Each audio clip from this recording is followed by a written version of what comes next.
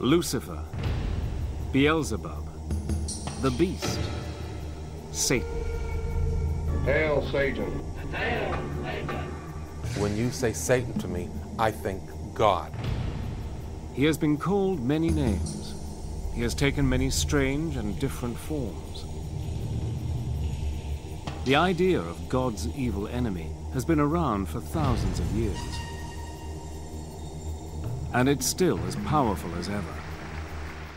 Evil is real, and it must be opposed.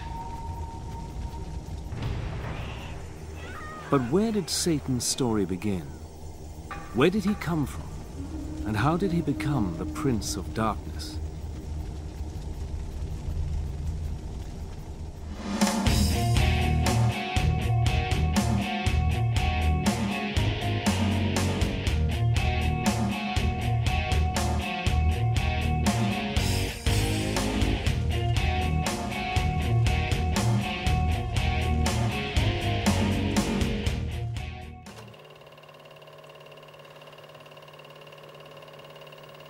More than 3,000 years ago, in the deserts and pasturelands of the Middle East, unknown hands wrote the earliest chapters of the Hebrew Bible.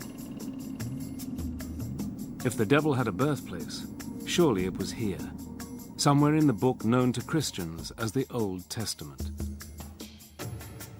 In the oldest books of the Bible, a character called Satan does appear, but he's nothing like the Satan we imagine. When we read the Old Testament, we find that from time to time there is this strange dark figure who pops up called the Satan. The word the Satan is actually a title. The word means the accuser. And to begin with, it seems that the Satan is one of the angels or attendants in the heavenly court. One of God's servants who, in a sense, had to do some of the dirty work.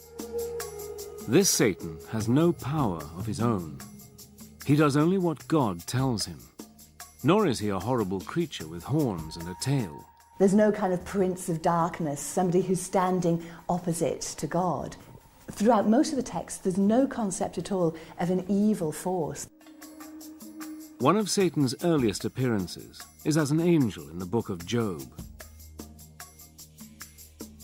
In one of the best-known stories in the Bible, Satan argues that Job, one of God's most loyal servants, is only pious because he has a good life.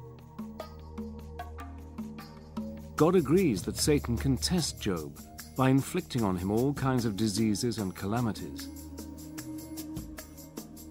In the end, in spite of dreadful sufferings, Job continues to worship God, and Satan loses the argument.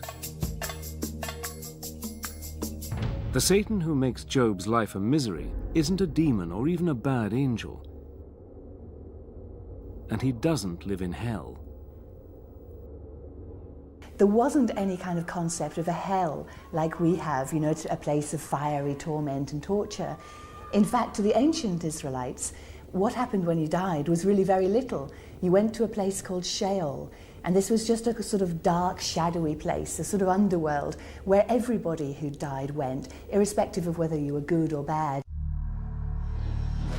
So where is the Satan we know? Where's the fiend who's eternally at war with the forces of good? The monster who rules over the flames of hell and punishes sinners? Where is the fallen angel with his legions of demon helpers, tempting humans to do evil things so that he can win their souls? If the traditional devil doesn't come from the Jewish Old Testament, where does he come from? Since human history began, people all over the world have believed in demons and evil spirits. A few share some traits with our devil, like horns or a beard, but none are as powerful as Satan. So where did people first get the idea of an ultimate evil being? 3,500 years ago, in ancient Persia, where Syria, Iraq and Iran are now, there were many gods, good and evil, until one man, a religious teacher called Zoroaster, reduced the whole complicated cast of characters to two. Zoroaster is a revolutionary, primarily because he in one sense, personifies these ethical categories into a good god, Ahura Mazda, and a bad god, Ahriman. And this is an extremely potent idea, and one which forms the basis for later conceptions of dualistic thought. In other words, the separation between good and evil. The good god is the all-knowing Ahura Mazda, the god of light and order. The evil god is Ahriman, god of chaos, darkness, and lies. In Zoroaster's teachings, the universe is a battlefield between the gods of good and evil, and every person on earth must take sides. After death, good people are rewarded in heaven, while sinners are punished in a dark and gloomy hell. It is one of those ultimate, rather attractive kinds of dualism, that this life is a struggle between good and evil, therefore choose good, between light and darkness, therefore choose light. Under the powerful Persian emperor Darius the Great, the teachings of Zoroaster become the official religion of the Persian Empire, an empire which includes the lands of Israel. The new Persian ideas about good and evil soon find their way into the Jewish scriptures. So we get a clear demarcation of what we would call Jewish ideas, okay, and we can spot the Zoroastrian ideas in the Old Testament. They are there, notions of heaven and hell. Okay, the beginning of actually seeing the devil personified as the fierce opponent of God.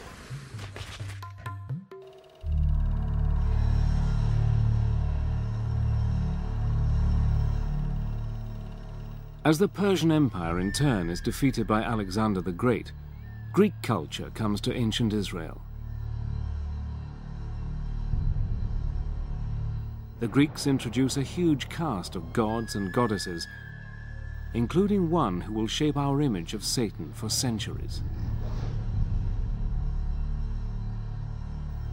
Hades has a black face or black beard. He sits on a throne, often made of ebony, and he wields a two-pronged fork, not for prodding sinners, but for blasting things to bits. To the classical Greeks, the underworld was ruled by Hades, who was the god of the dead.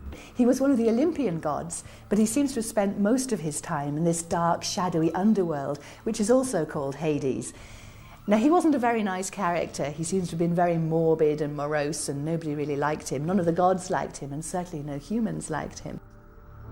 Hades wasn't very likable, but he wasn't evil either.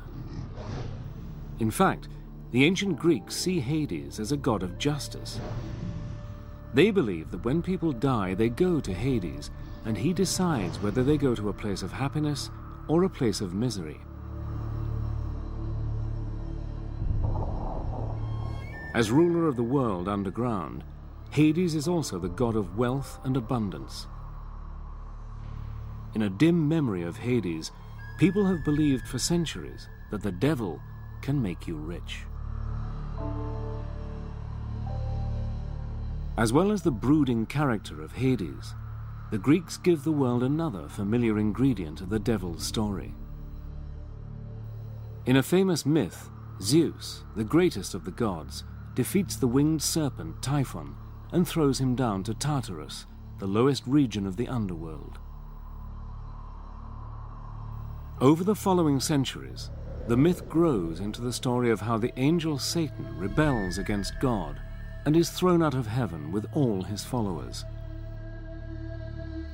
Satan's allies, the fallen angels, become his legion of demons.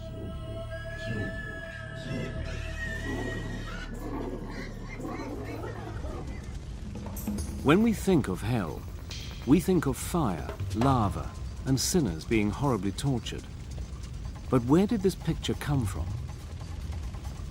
The underworld of Hades doesn't have fire, but ancient Jerusalem does. When we read the Gospels, we come upon Jesus warning people that there is this dangerous fate that might await them, and it's called Gehenna, which was the old smouldering rubbish heap in ancient Jerusalem. And because of the stink of the place and because there was so much in the way of rubbish, periodically it was set fire to, and the fires there would burn for several days, if not weeks. Gehenna was the place where the Jerusalem authorities burned the bodies of executed criminals. Over time, the place came to stand for something supernatural, a spiritual fate that would await the wicked at the end of time. Gehenna was the inspiration for the terrors of hell.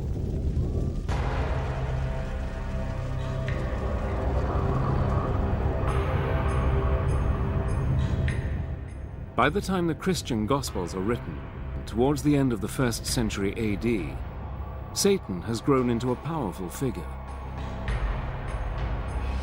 By now, Jewish lands are ruled by the mighty Roman Empire. It was a time when the Romans were hated bitterly. To many Jews and Christians persecuted by Rome, Satan is the evil force behind Caesar's throne.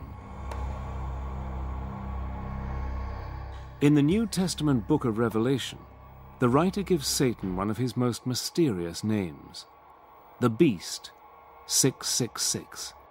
The Beast could refer to the Roman Emperor himself. The author of Revelation says that the beast has a human number and it's 666. Now this has traditionally been seen as a reference to the Emperor Nero, and that's because if you take Nero Caesar in Aramaic and count up the numerical values of those letters, it comes to 666.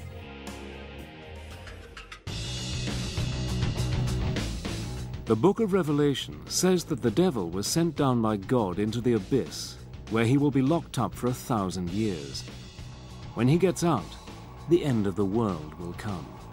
An apocalyptic battle will take place as good and evil fight it out to the end. Satan will be let loose and will put up a final attempt to rule the world. This is kind of the dragon of chaos back again. This is evil opposed to God. So it's drawing on very, very ancient cosmological speculation, not so much from Judaism itself, but from the surrounding areas, particularly the Persians. So what does the devil look like at the dawn of the Christian era? Often he's got black skin and hair, like Hades, ruler of the underworld. His wings echo the story that he was once an angel, although they look more like the wings of a dragon. For thousands of years, the dragon was the symbol of an evil force. And it's from the dragon that Satan inherits his taloned feet.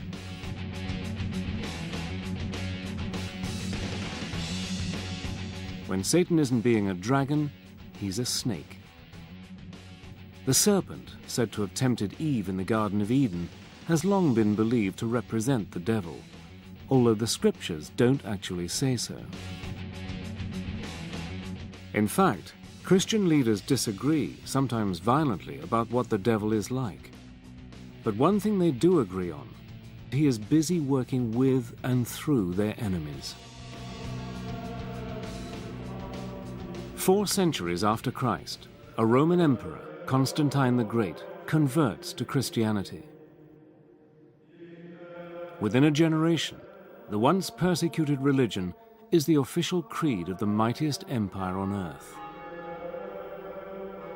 Christian bishops now have real power, backed up by the state, and they use Satan to help them keep it. Again and again, church leaders claim that those who disagree with them, especially other Christian groups, are working for the devil. As Constantine made it the state religion and a state church and an established religion, what Constantine and his immediate successors found hardest to put up with was heresy.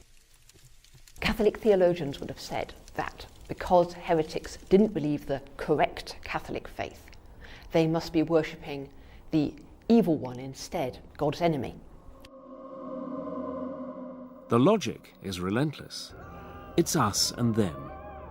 If you're not with the church and the empire, you're with Satan. It's a short step for the church to demand that heretics be put to death. The first executions come 450 years after Christ, over the following centuries, the numbers of people killed for supposedly working for Satan grows to many tens, possibly hundreds of thousands. Under the protection of the Roman Empire, the Christian religion grows quickly. But the bishops worry that the pagan gods are far too popular. Thousands of Romans still pray to the winged goddess Fortuna, the bringer of luck. But the most popular pagan god of all is Pan. Christian leaders see him as a serious threat who must be discredited.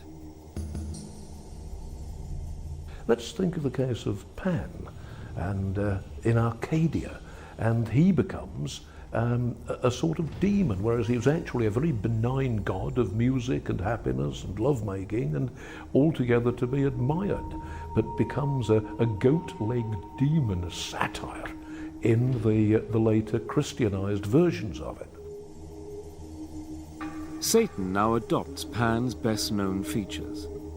He becomes an ugly, leering beast with horns on his head.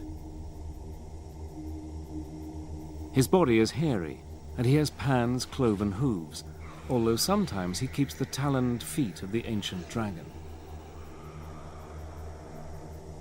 So outlandish has he become that he often has a second face on his belly. One of the greatest thinkers of the early Christian church is St. Augustine. Augustine is keen to show that the old nature gods are dangerous demons. According to Augustine, male demons called incubi appear to women at night and seduce them. Even more disturbing for Augustine, saintly men could be visited in their beds by female demons called succubi and forced to do sinful things against their will.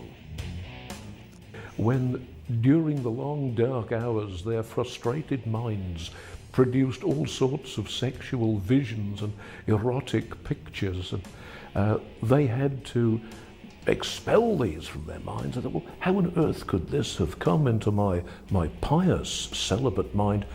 It isn't me. This is an entity. This is something downright evil.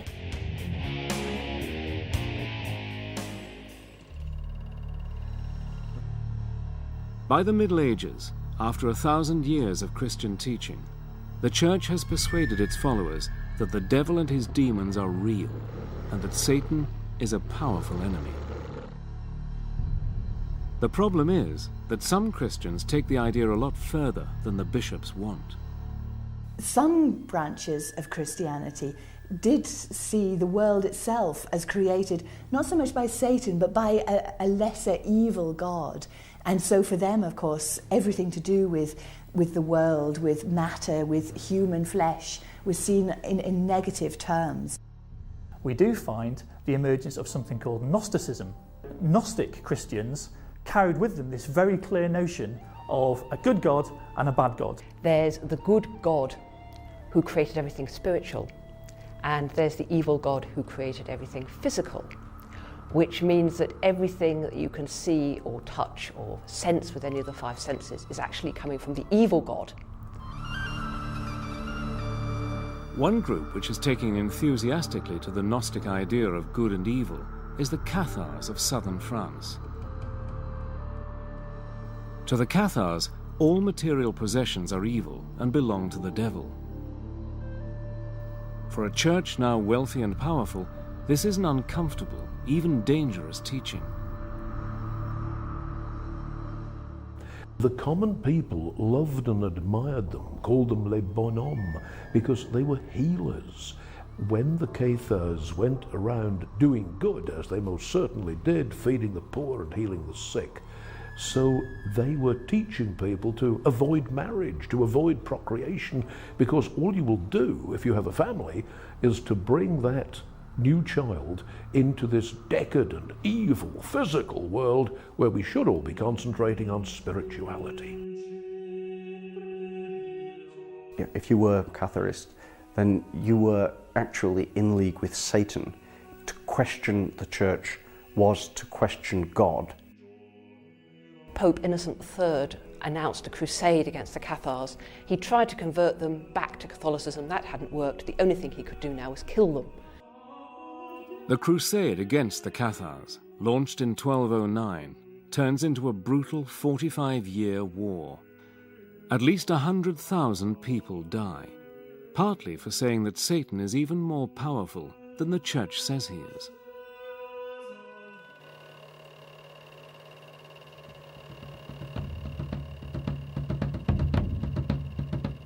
The crusade against the Cathars is against fellow Christians, but for almost 2 centuries, the Crusades are mostly about fighting Islam for control of the Middle East.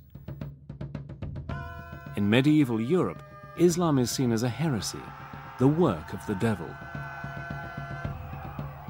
Muslims too are quick to claim their enemies are in league with the evil one.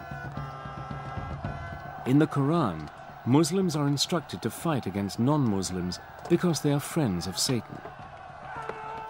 Both sides, inheriting the ancient beliefs of the Persians, see the world as divided into good and evil, justifying all the horrors of war and conquest. The Crusades leave a sinister legacy. In the middle of the campaign, Pope Gregory IX founds the Inquisition. Controlled by the Dominican Order of Friars, the Inquisition's job is to find heretics and hand them over to local princes for punishment. The Inquisition gave people plenty to be frightened of. It gave them the fires of hell to be frightened of, and it gave them, in a more immediate sense, the Inquisition itself. They had the right to arrest that person without telling them who'd accused them, or indeed what they were accused of. The accused are guilty until found innocent, and can be held for as long as the authorities want.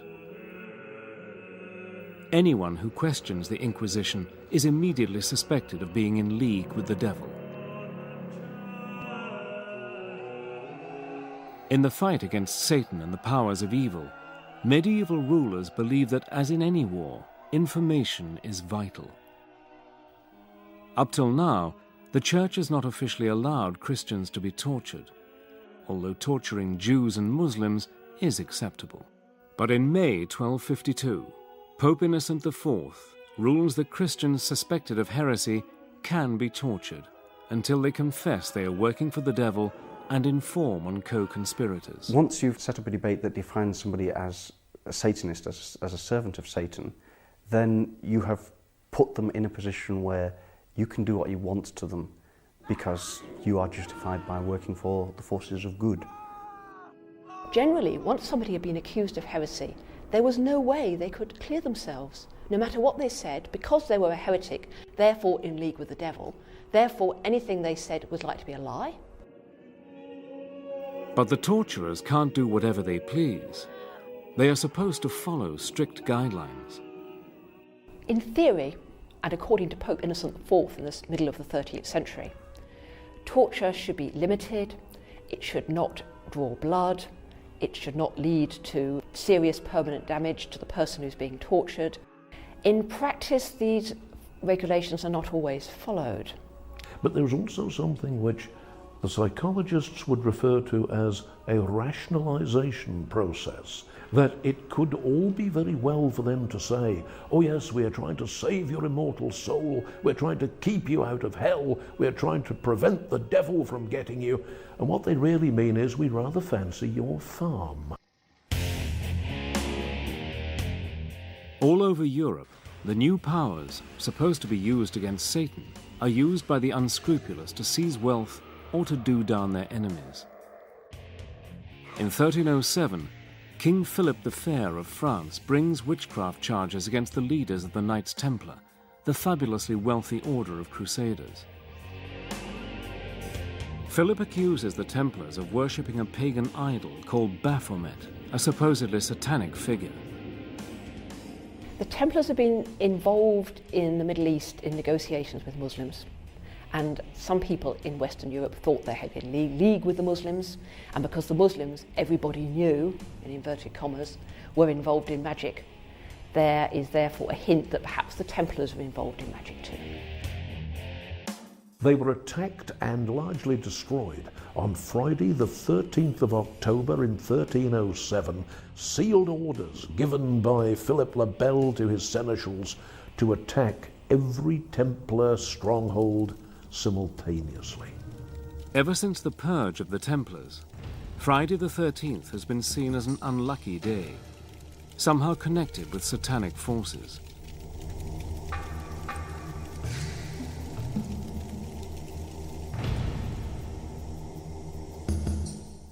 In 1320, the war against Satan is wound up another notch. Pope John XXII orders the Inquisition to target any kind of witchcraft, sorcery, or necromancy. A big worry is that unscrupulous priests who know how to drive out devils with the rites of exorcism might instead use exorcism to invite the devil in. Formulas, Latin formulas and rituals which can be used to command the demon. Now, once you've got a Latin formula that has power to command a demon, I could use that to command a demon to do my washing up. You know, I could use that power to command a demon to get this woman I fancy into bed. The necromancers are interested in using the formulae of exorcism to command demons to do other things that they are interested in. You know, a demon could make me rich. A demon could find some hidden treasure for me. Fear that necromancers and witches are all around, conjuring up demons and making pacts with the devil, sweeps across Europe.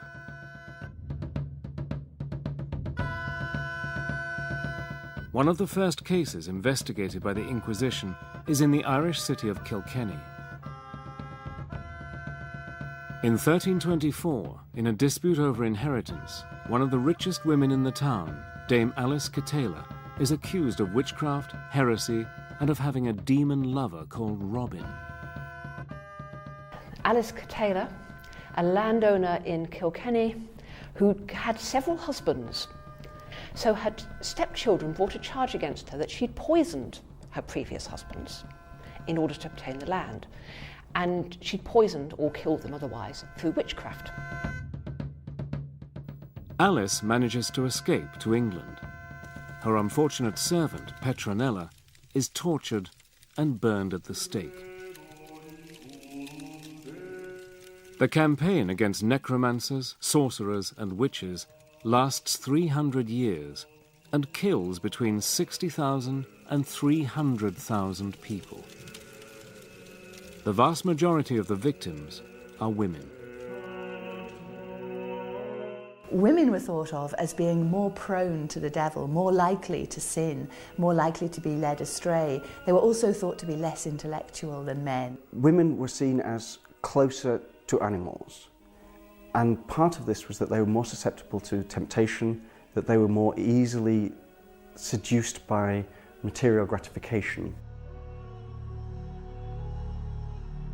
As the Inquisition goes about its grisly business, rounding up suspects and interrogating them, many clerics and lay people worry that it's all guesswork. Perhaps they're missing even more witches than they're finding. But how can you tell who is one of Satan's helpers? What you need is a standard test. In 1486, 2 German Dominican monks publish a textbook for inquisitors called Malleus Maleficarum, the Hammer of Witches. The book contains a clever catch-22. Not only is witchcraft heresy, not believing in witches is heresy as well. The Malleus Maleficarum was the manual, the how to get rid of all these demonic fleas that had infested a human being. It was a book of what witches were, what witches did. Malleus Maleficarum tells the Inquisitor everything he needs to know. Witches have the mark of Satan on their bodies, a birthmark or a wart. They can fly by rubbing magical herbs on their skin, and they gather at Satan-worshipping ceremonies called Sabbaths. At these, they celebrate a twisted version of the Christian Mass, kissing the devil's rear end in a blasphemous act of homage. Certainly there was a fear at that time, which was why Malleus Maleficarum sold so many copies and ran through so many editions and is still in print. 30 years after Malleus Maleficarum was written, Martin Luther leads the Protestant Reformation, splitting the Christian Church in two. Each faction, Protestant and Catholic, claims the other is in league with the evil one. Both sides use Malleus Maleficarum to find Satanists, and not just in order to destroy them. Witch hunting is a kind of scientific quest. The idea is, if you can understand witches and the devil, you can fight them. The whole business of witch hunting is almost a sort of intellectual research project. I need to gather a bit more data about what demons do. So I'm going to interrogate a few more witches to get a bit more data, and then I'm going to write it up in my book. The cutting edge of scientific inquiry. Right across Europe, hysteria about Satan sweeps Protestant and Catholic countries alike. In Scotland, James VI, one of the best educated kings in Europe, is so caught up in the craze, he writes a book about the devil and witchcraft. Called Demonology, James' book sets out to prove that Satan-worshipping witches are everywhere, and that they are the gravest threat to the security of the state. He surrounded himself with advisors, and mainly religious advisors, who would protect him from the demons that he feared so much. He saw it everywhere. Well, James was certainly quite militant about this. He thought he was fighting a war. Even as James leads the fight against the devil and the forces of evil, the devil is helping James to keep his crown. James can always point to the figure of Satan and say, if it weren't for me, look who would be ruling in my place. Although this is quite frightening, it's also in a way quite gratifying for James. One of the witches who was interrogated was asked, why is the devil attacking our king? And the witch who was confessing allegedly answered, this was what was recorded anyway in her confession, the devil is doing this because King James is the greatest enemy that the devil has in the world.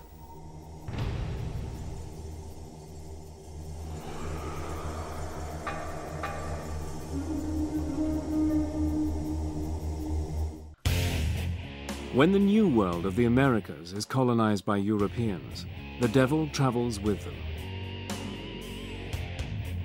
The Puritan colonists who arrived from England in the late 1600s are strong believers in the power of Satan. They're convinced that everyone who isn't a Puritan is controlled by the devil, and that women are especially susceptible to Satan's powers. They had established what might be called Puritan communities, and were looking to build a great example for the rest of Christendom. If you were enjoying yourself, or if a group of you were singing or dancing or having a drink, then those who were opposed to that kind of fun were quite certain that Satan was filling the glasses for you. In 1688 in Boston, an Irish laundrywoman called Mary Glover is accused of bewitching the children of one of her customers. Proof of her pact with the devil includes several rag dolls found in her house. Mary Glover was Irish and a servant. Her first language was Gaelic, and one of the tests to prove that you weren't a witch was to speak the Lord's Prayer. The linguistic difficulties meant that she couldn't speak the Lord's Prayer without, as they saw it, blaspheming. She was hanged as a witch in 1688.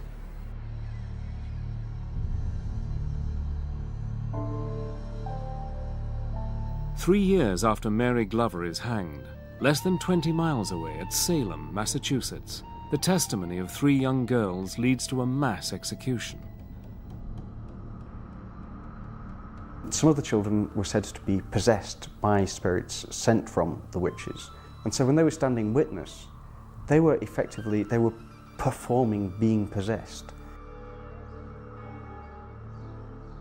In the Salem witch hunt, 150 people are arrested. 19 men and women are hung or crushed to death. 17 others die in prison. In an ironic twist to the story, the Salem jury later apologized, blaming the devil for their mistake.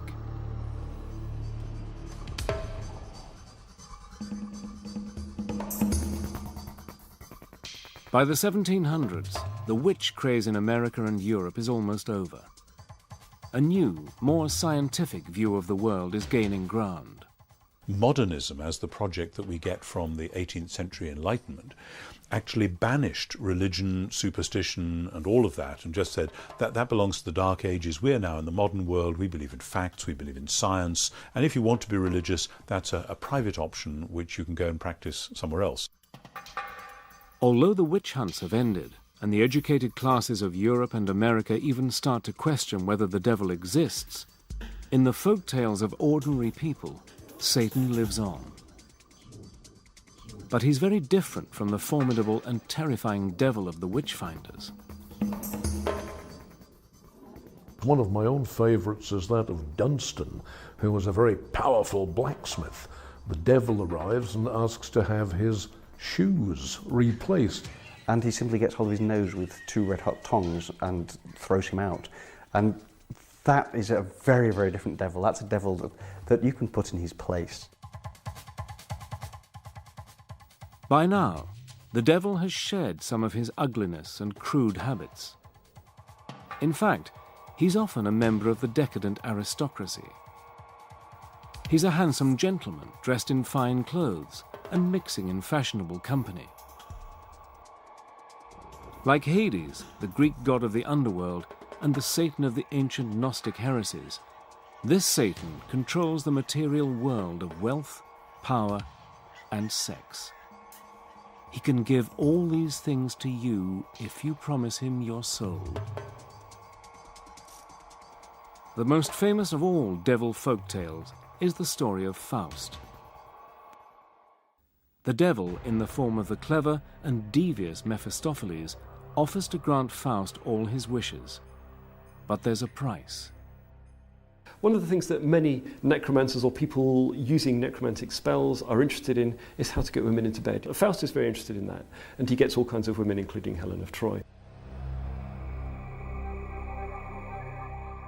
Faust's bargain with the devil ends in disaster for Faust. Mephistopheles calls in his debt, and Faust dies horribly. The devil takes him away to spend eternity in hell.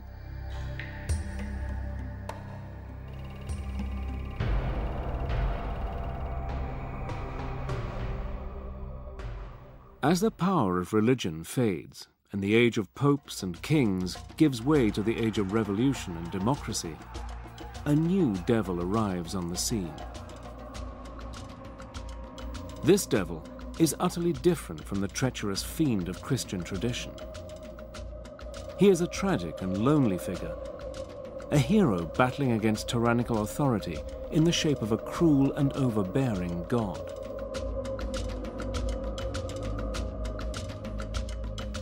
Satan is now a brave and handsome rebel. And so you get the kind of romantic view of Satan as not really a villain or an evil person at all, but the opposite of that. Satan is a good guy who's challenging the boss. In the age of Romanticism, we find the poets, particularly like Byron, creating a Byronic hero who is somehow dark and sinister and has a past. And so, far from being something to shun and something to fear, the devil is admired.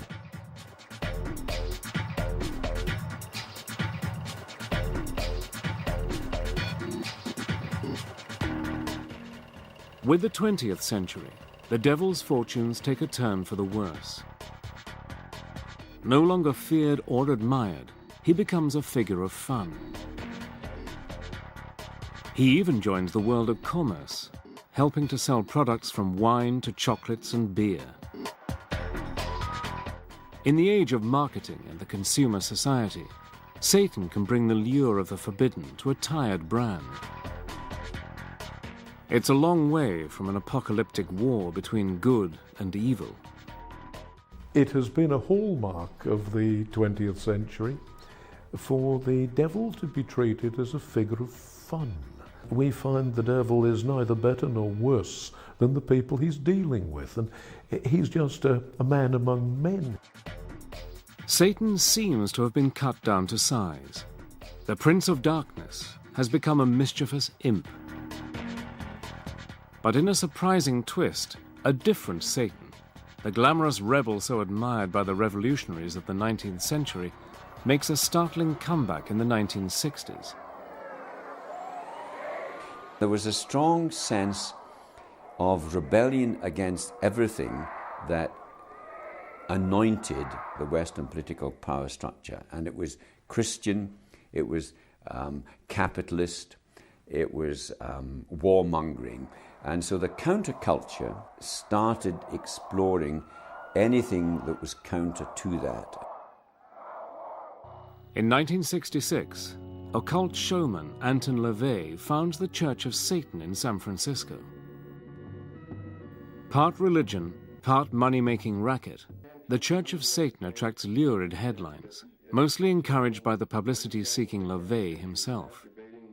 We believe in greed, we believe in selfishness, we believe in all of the lustful thoughts that motivate man, because this is man's natural feeling. He called himself Anton Sander LaVey of Romanian descent, but the truth of the matter is he was Howard Stanton Levy, who was born in Cook County, Illinois in 1930. He held these weekend lectures and witch circles in his house, and people would come in and pay their $2 a head. Well, finally, he had this friend, it was a publicist, who said, you know, I have an idea. Why don't you turn this thing into a church? You could make a bundle of money. And, of course, that's what he did. He has been called everything from a carny to a manipulator to a brilliant philosopher. The truth lies somewhere in the middle. There were doctors, lawyers, college students, factory workers, farmers, you name it. They came from all levels of society. In spite of the invented rituals, mostly staged for the cameras, neither LaVey nor his followers believe in a real devil. What LaVey admires is Satan the rebel, the nonconformist, provoking the establishment. Predictably, America is fascinated and outraged.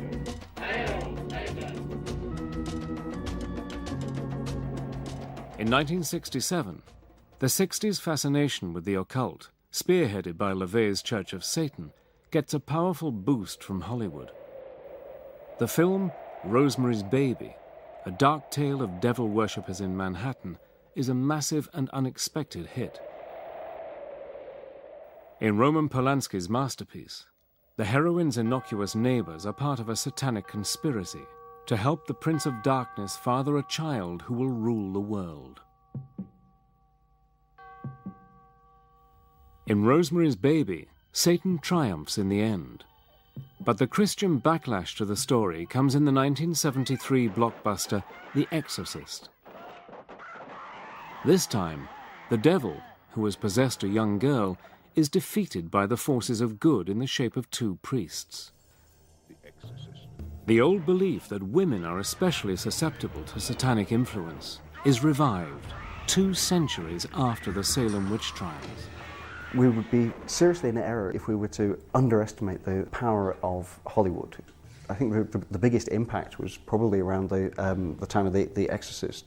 I know many people I've talked to about the movie, especially those raised in a Christian household, who are very frightened by it, very upset.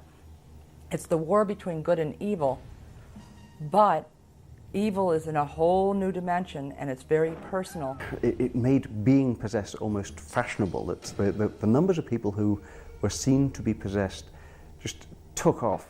I've been invited to exorcise people who were convinced they had a demon, and you will get people who put them through it.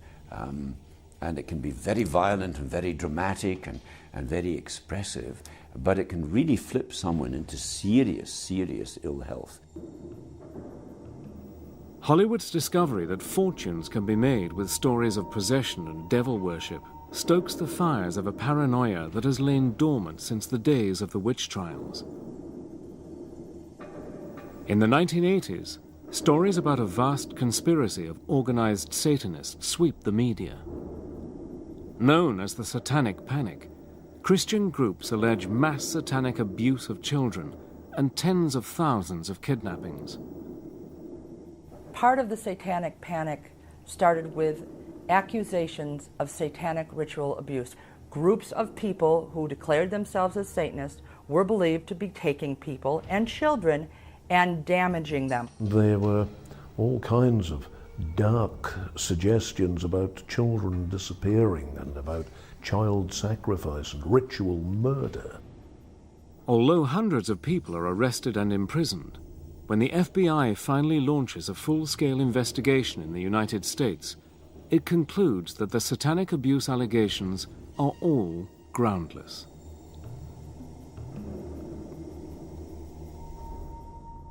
One of the horrifying things about human nature is that it lends itself to hysteria.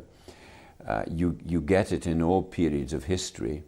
I think you get it much more virulently nowadays because one of the most potent instruments for spreading hysteria is the modern telecommunications industry. If members of satanic religions mostly don't believe in a supernatural devil and don't pray to Satan, what does the devil represent? Some Satanists claim the devil stands for a spirit of change. A lot of people are frightened by the term Satanism. A lot of people automatically think that Satanists are bad people. They should be no more scared of a Satanist than they should be scared of anyone else they meet. You know, what Satanism means to me is opposition and balance. Alternative thought, playing the devil's advocate. There is no good and evil. I mean, to a mouse, a cat is this horrible evil thing with fangs, but to the pet owner, the cat is heavenly. We create our own reality. That's the whole idea behind Satanism. In the United States, surveys show that almost half of Americans believe the devil is real. Even non-religious people instinctively divide the world into good and evil, the opposing principles taught by Zoroaster to the ancient Persians. If anything, recent events have made that belief even stronger. In September 2001, the massive terrorist attacks on the United States which destroyed the World Trade Center shocked America to its core. To many, it seemed as if sinister forces had gone on the offensive. It was easy to believe that this was a showdown between the forces of good and evil. To the US government and a large section of American opinion, the attacks were about much more than politics.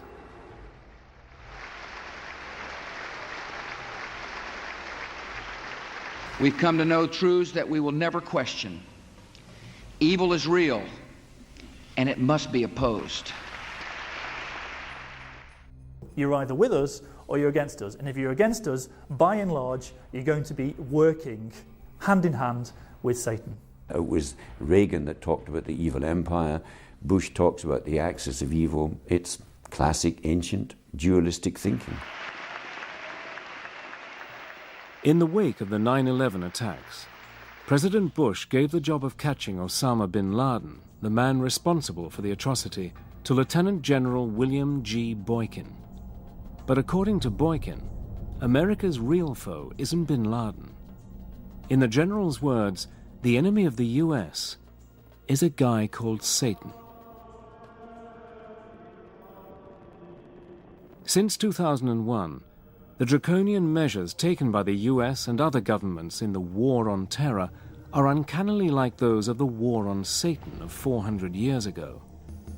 Imprisonment without trial, secret hearings, anonymous tip-offs, and torture. We are seeing a similar willingness to to justify mistreatment, to justify the removal of rights, the justifiable use of torture against the perceived enemy in the war against terrorism. If you're fighting a war against evil, what begins to happen, I think, is that you end up by turning into the evil that you're fighting. Controversially, President Bush called the invasion of Iraq a crusade. The similarities with the historic crusades against heretics are striking. They include a belief on the battlefield that the enemy are not just military opponents, but agents of pure evil.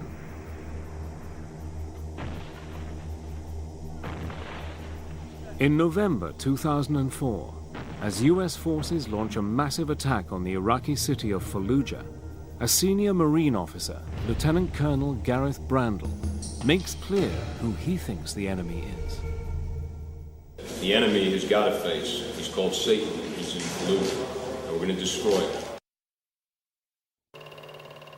It's embroidery, it's myth-making, it's poetry. It can be good fun, except that it has produced great evils. A human invention, but one that's rebounded on us because it's given us permission to do terrible things to each other, which is why I think that we should close hell down and finally banish the devil and get rid of him.